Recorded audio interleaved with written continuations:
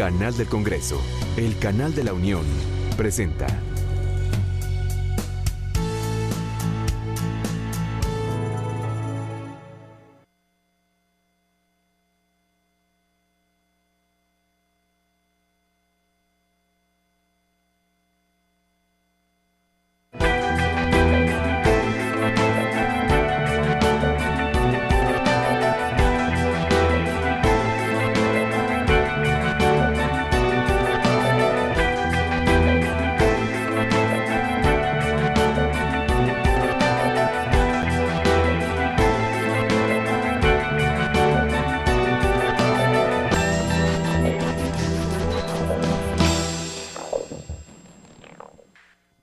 Bienvenidos a Pesos y Contrapesos, el programa de la Auditoría Superior de la Federación y el canal del Congreso. El día de hoy nuestra emisión está enfocada al tema de los desastres naturales y la rendición de cuentas. Y para ello tengo el gusto de contar con la presencia de un amigo de este programa, Javier Pérez Saavedra. Javier, bienvenido de vuelta. Muchísimas gracias, Juan. Eres auditor especial de cumplimiento financiero. Efectivamente, vengo en carácter de auditor especial de cumplimiento financiero de la Auditoría Superior de la Federación, que tiene alguna responsabilidad en cuanto a la fiscalización de desastres. Muy bien, y Jesús Manuel Macías. Jesús, qué gusto tenerte en el programa. Muchas gracias, yo agradezco la invitación porque creo que este tema es muy relevante para el país. Y eres investigador del CIESA. Yo soy investigador del Centro de Investigaciones y Estudios Superiores en Antropología Social, con sede en esta Ciudad de México. Javier, ¿por qué es importante vincular dos temas que de entrada podrían parecer desvinculados: la rendición de cuentas y los desastres naturales? En mi opinión, creo que los desastres naturales tienen una repercusión social y económica muy importante. Al referirme a la repercusión económica, y voy a hacer a un lado lo que es todavía más importante, que es la repercusión social y de vidas y demás, en cuanto a lo económico, tiene que venir un procedimiento de rendición de cuentas sobre lo que el Estado e incluso otros organismos, no solo el Estado en sus tres niveles, en sus tres órdenes, sino toda la cooperación que puede venir incluso de otros países o de la sociedad civil o de organismos como la Cruz Roja. Todo esto necesita someterse a un riguroso proceso de rendición de cuentas. La sociedad en general tiene que saber por qué y en qué se gastó lo que se recibió para atenuar, mitigar el costo, las consecuencias de un desastre.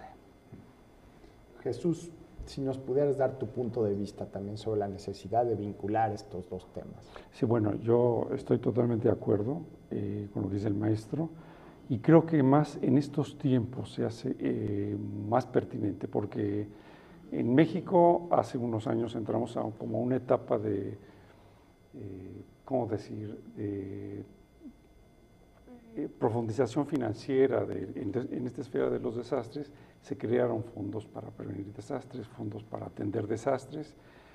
No sucedía esto, digamos, en 1995 todavía, el Fonden se creó en 1996, entonces hay como que la necesidad de que una vez que se crean esos fondos, que se da un vuelco a la atención importante desde el punto de vista financiero de los desastres, se tengan estos elementos de fiscalización, auditoría, ¿no? Y sobre todo esta puerta tan importante de la sociedad, que es la rendición de cuentas, para ver justamente cómo se gasta el dinero público. Antes de que empezáramos el programa, me comentabas que no estabas muy de acuerdo con el concepto de desastre natural. Sí, gracias por recordármelo.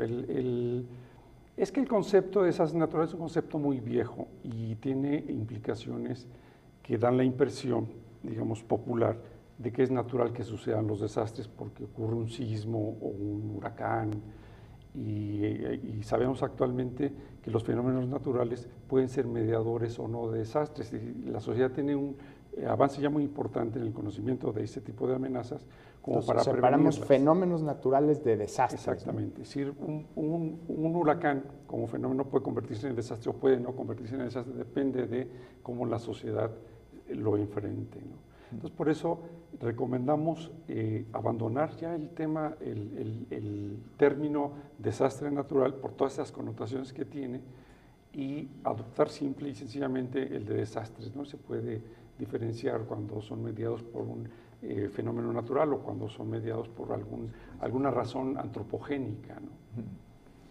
Javier, ¿cómo mediar entre dos tensiones? Por un lado, literalmente, pues esta circunstancia, ahorita ya Jesús nos dice cómo llamarles, yo sigo pienso en desastres naturales, lo que traigo en la punta de la lengua.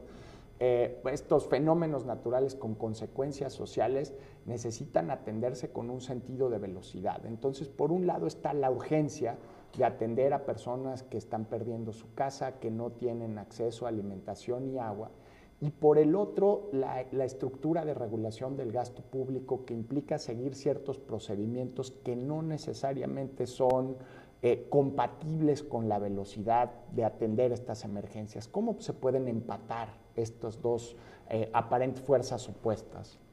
Creo que la solución al problema está en la anticipación, en la adecuada planeación, que lo podríamos conceptuar como la prevención y preparación para los desastres. Sí, como lo señalaba el doctor, ya en México, a partir del temblor de 1985, se empezaron a tomar medidas para tener una estructura organizativa que permita una mejor respuesta en caso de desastres.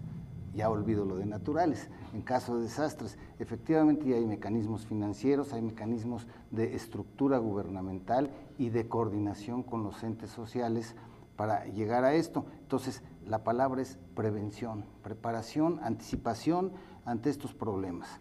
En la medida en que tengamos un mejor esfuerzo en ese campo, podremos atenuar de manera importante las consecuencias de un desastre natural. Entonces, la participación entera de la sociedad, gobierno y sociedad civil, tiene que centrarse en el aspecto de prevenir. Por ahí le mencionaba al doctor que leía yo que en el caso de Pakistán, que tuvo unas inundaciones por ahí del año 2010 muy importantes, hubo un comentario de uno de sus responsables de la atención de estos desastres que dijo, las inundaciones nos costaron, y mencionando cifras al estilo americano, 10 billones de dólares, 10 mil millones de dólares, y dijo, si le hubiéramos destinado 50 millones de dólares a la revisión del mantenimiento de las represas, el costo del desastre se hubiera batido en 10 veces. Entonces, creo que el enfoque es la prevención. Tenemos que irnos hacia la prevención. En ese sentido sería mi comentario. Jesús, ¿cómo los tenemos que llamar? ¿Desastres sin apellido, así a secas? Sí, desastres, porque son finalmente, digamos, la sociedad es lo que padece ese fenómeno. Es decir, son desastres en la sociedad. Y esto es importante porque para el asunto del conocimiento, porque me gustaría tocar un elemento crítico entre la prevención de los desastres y cómo se gasta el dinero, que es digamos, toda la esfera conceptual, cómo se concibe el asunto de los desastres, cómo se conciben los mecanismos de prevención, porque esto daría las pistas para ver en qué se gasta el dinero, ¿no? Entonces, por ejemplo, tocando la pregunta, cuando se piensa que un sismo es por sí mismo un desastre, entonces se puede invertir mucho dinero en el conocimiento del sismo, pero puede suceder un sismo donde no hay población y entonces no hay desastre. Si afecta a la población y los edificios se caen, las personas se mueren, altera las funciones sociales, entonces es un desastre. Pero el sismo en sí, sismo donde hay regulaciones estrictas de construcción tampoco tendría por qué ser un desastre, exacto, aunque esté densamente poblado. Y las regulaciones las define la sociedad, es decir, para diferenciarlo del fenómeno natural sismo, ¿no? ¿Entonces serían desastres asociados a fenómenos naturales? Sí. Yo les llamo mediados, porque finalmente son los que intervienen para que, dependiendo de la situación de la sociedad, se transite a ese estado de destrucción o de desgracia. Pues yo ya aprendí algo nuevo en este primer segmento de pesos y contrapesos. Más que desastres naturales, son desastres mediados o asociados a fenómenos naturales. Vamos a una pausa para seguir hablando de este tema, lo esperamos de regreso.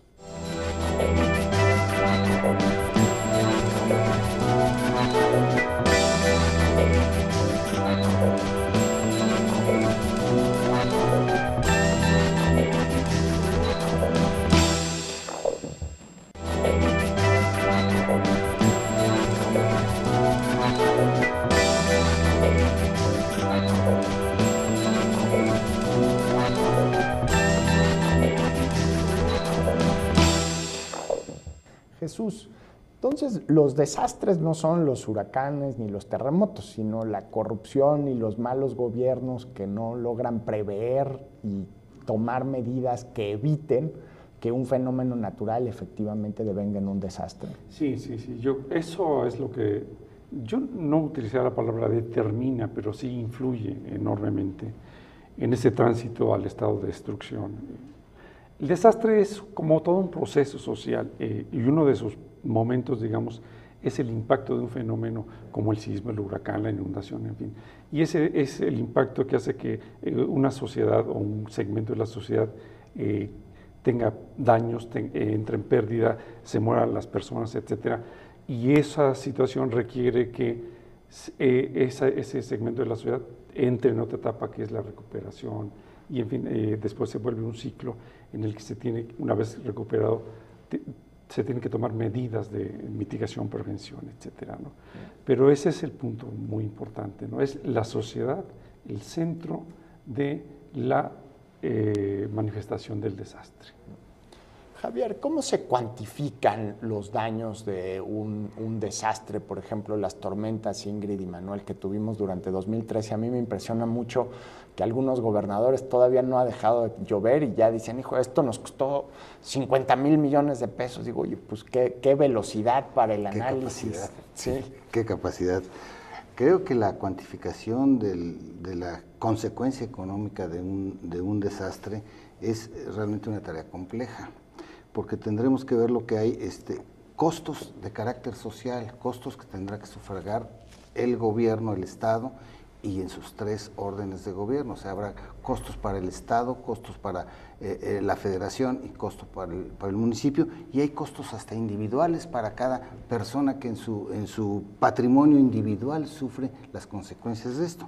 Creo que la forma en que se está determinando la consecuencia económica de un desastre se refiere más bien al monto de recursos que necesita el Estado erogar para atenuar y compensar las consecuencias de un desastre.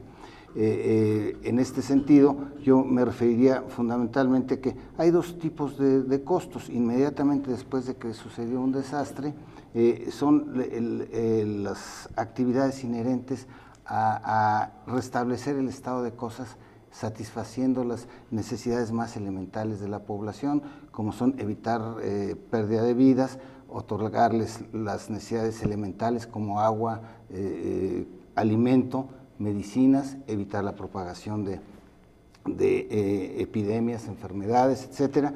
Y luego viene ya el costo más importante, que es el que podríamos llamar de reconstrucción o rehabilitación, en que el criterio ha sido, si algo ya sucedió, lo tengo que reponer, inclusive mejorándolo, para evitar que suceda. Es decir, si hubo una construcción de casas en una zona que evidentemente la iba a arrasar el río en una crecida, entonces lo lógico es que ya las casas tengan que construir mejoradas en otra zona. Entonces, ahí el costo se determinaría en función de estas circunstancias, y es ahí en ese proceso donde posteriormente, de acuerdo con sus facultades, la fiscalización, la auditoría gubernamental, y volviendo a mi tema, sería donde entra precisamente a comprobar la razonabilidad en la erogación de todos estos costos. Y dentro del equipo de la Auditoría Superior de la Federación, por ejemplo, hay ingenieros civiles, gente que puede evaluar, a mí me dicen un puente vale tanto, pues a mí no me queda más que creérmela, ¿no? Porque sin ninguna experiencia de evaluación de proyectos y este tipo de cosas muy complejas. A nosotros no nos toca como entidad de fiscalización superior efectuar la evaluación de estos daños. Lo que hacemos es que si dicen la crecida se llevó un puente y se contrata la reconstrucción de ese puente, revisamos esa reconstrucción del puente, y respondiendo a tu pregunta, sí, efectivamente contamos con la actividad que realizamos nosotros es multidisciplinaria. Contamos con ingenieros, con arquitectos, con especialistas en estructuras, etcétera, que nos permiten efectuar una revisión con conocimiento de lo que se está revisando. De otra manera sería una revisión sumamente ajena a los propósitos. Jesús, tenemos un sistema de estructura federal que a veces parece como una especie de endosar papas calientes entre niveles de gobierno. Vemos, por ejemplo, las inundaciones en el Valle de Chalco, en la circunferencia del Distrito Federal, pues que cada determinado número de años hay una inundación muy grave ahí. Vemos el caso de Villahermosa, Tabasco, que también con una dolorosa frecuencia la gente que vive en esta población del sur del país pues se enfrenta a inundaciones. ¿A quién podemos asignarle la responsabilidad y la negligencia de permitir que estas cosas suceden y sobre todo lo más ofensivo es que se ocurran de forma recurrente? Ese es un punto muy crucial, importantísimo, porque efectivamente cuando uno hace investigación empírica sobre determinados desastres, afloran ese como área gris de las responsabilidades.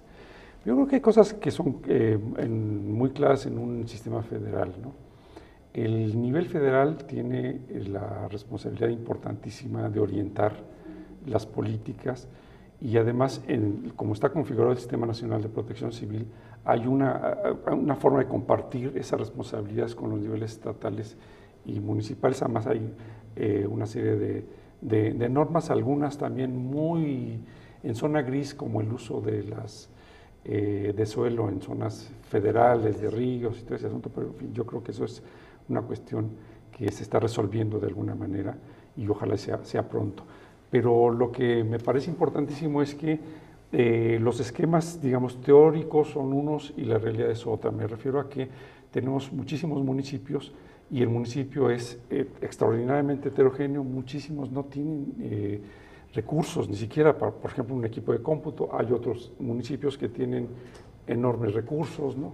En fin, y casi entonces ese estado, nivel federal, sí, ese nivel federal quien tiene que responder, digamos, a esas diferencias de recursos y ofrecer, no sé, por el principio de, no sé cómo se le llamaría, supletoriedad o subsidiariedad, etcétera, esas diferencias, pero tiene que tener la capacidad de identificarlas, ¿no? El problema, por ejemplo, en esto que se refiere a lo que tratamos es lo de los atlas de riesgos, ¿no?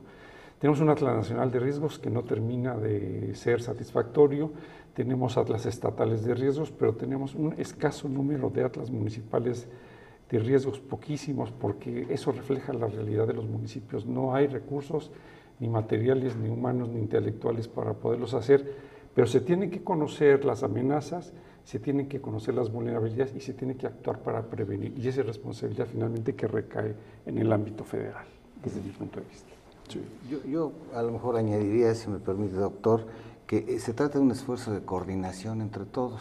La coordinación formalmente se asigna al Sistema Nacional de Protección Civil, pero yéndome un poco hacia atrás, lo que planteabas de Chalco y de Villahermosa, la realidad es que ya existiendo ahora un mecanismo que permite prevenir y prepararse para la situación de desastres, la realidad es que hay situaciones que se vienen acarreando del pasado, como puede ser toda la construcción en zonas de inundación, que es el caso de Tabasco, o en el caso de Chalco, que es una invasión de una zona lacustre desecada, que por lógica se va hundiendo cada año y que va a provocar, por el diferencial de alturas, inundaciones periódicas.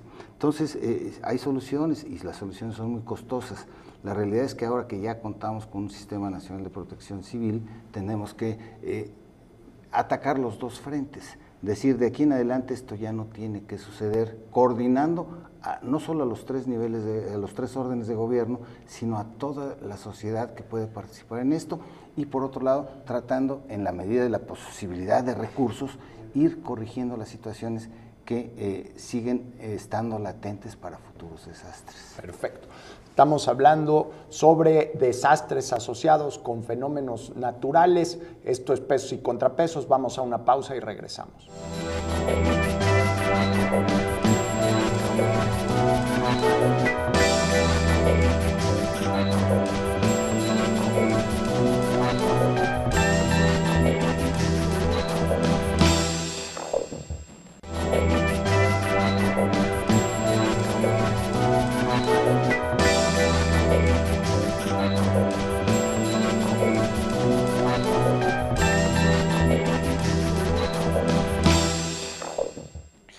Saavedra, ¿cuáles serían los principales retos de fiscalizar los recursos que se le asignan a los estados después de que ocurre un fenómeno climatológico con fuerte impacto social, fuerte impacto económico?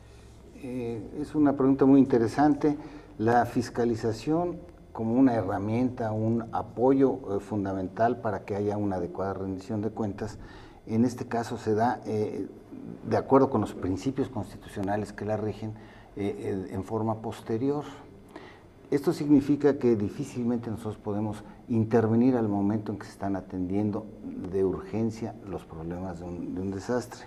Nuestra participación, por eso la hemos definido dentro de la Auditoría Superior de la Federación en dos vertientes. La fase preventiva para revisar con anticipación todos los preparativos, todas las estructuras de organización, todos los planes de desastre y hacer recomendaciones constructivas para que se atenúen los efectos de un desastre, y la revisión ex post, que sucede después de que aconteció el desastre y que se realiza, la primera que mencionaba yo, la preventiva, vía auditorías de desempeño, y la última, lo que llamamos auditorías de cumplimiento financiero.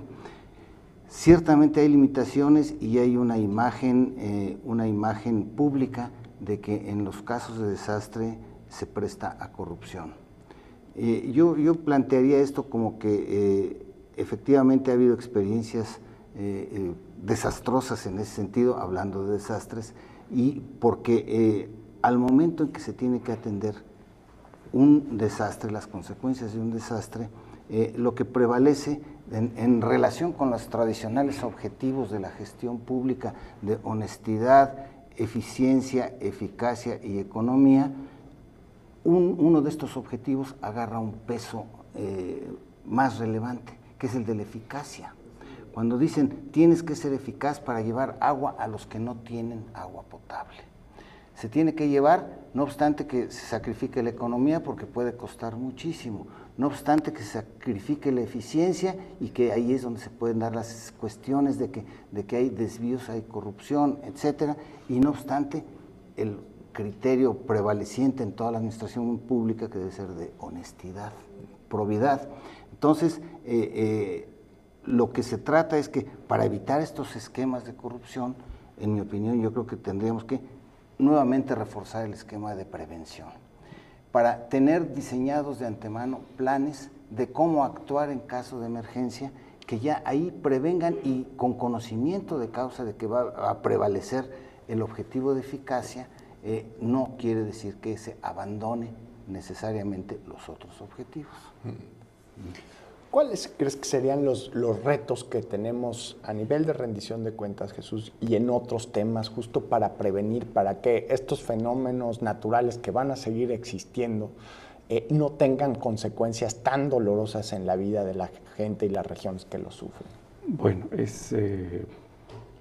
creo que es un asunto crucial en el país también actualmente, porque los eventos recientes de los ciclones, huracanes Ingrid y Manuel, que dejaron alrededor de 200 muertos, no sé cuántos, y unas cuantiosas pérdidas, lo que uno se pregunta como investigador y tal vez como ciudadano es si eso se pudo evitar. Y mi respuesta como investigador es que mucho de eso se pudo evitar, muchas pérdidas humanas se pudieron evitar. Y entonces lo que eso refleja es incumplimiento de ciertas responsabilidades en todos los niveles de gobierno, desde el municipal hasta el nivel federal. Y casi se necesita como una arqueología de la rendición de cuentas, ¿no? Porque desde luego. ¿quién dio el permiso de construcción en una ladera para determinada comunidad en Acapulco, ¿no? Sí, y yo creo que uno esperaría también de los principales líderes políticos tener esa cercanía a la práctica de la rendición de cuentas, ¿no? El país necesita eso, necesita además eso para generar mayores niveles de credibilidad en las autoridades, ¿no?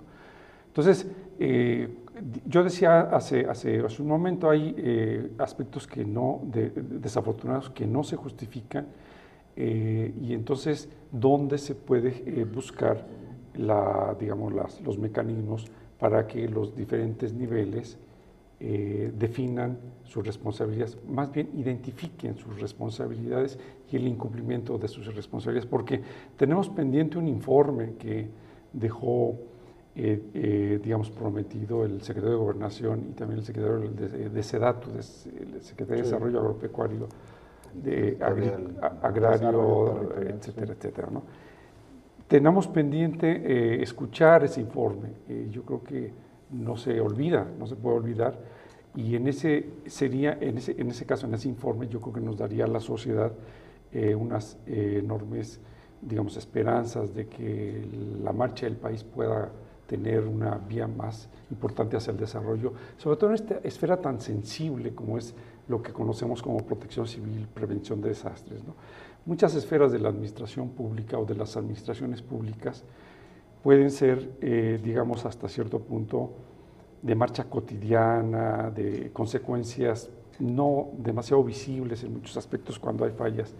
Pero esto que tiene que ver con la seguridad de la población frente a las amenazas naturales y antropogénicas es particularmente sensible porque uno de sus resultados son precisamente la pérdida de vida de muchos ciudadanos mexicanos y la pérdida de bienes, ¿no? Javier, dentro del ámbito de la Auditoría Superior de la Federación, ¿correspondería participar de alguna manera en acciones de prevención? Creo que debe corresponder, porque es además una obligación moral de todos los mexicanos participar en estas tareas de prevención y de atención de desastres y de rehabilitación en su caso. Entonces, yo creo que la única limitante es la que establece nuestro marco jurídico. La Auditoría Superior de la Federación está consciente que tiene que asumir su responsabilidad en casos de que haya desastres. Esa responsabilidad solo se acota por nuestro marco jurídico. Ello significa que no podemos intervenir al momento de la atención del desastre. Tenemos un principio de nulidad que nos obliga a intervenir y de posterioridad hasta tiempo después. Pero sí podemos intervenir en la revisión de todos los mecanismos preventivos y de preparación para los desastres con el propósito de ser constructivos y mejorar ese proceso. A final de cuentas, decía yo, la función de fiscalización superior va a tener por objeto dar un mayor grado de credibilidad a la información, a la rendición de cuentas que se haga sobre los recursos públicos destinados al manejo de desastres. Pues una conversación en la que yo aprendí mucho, espero que ustedes también. Desastres mediados o asociados a fenómenos naturales. Este fue el tema de hoy en Pesos y Contrapesos. Agradezco mucho a Javier Pérez Saavedra y a Jesús Manuel Macías su presencia y a usted por habernos acompañado. Lo esperamos en nuestro próximo programa.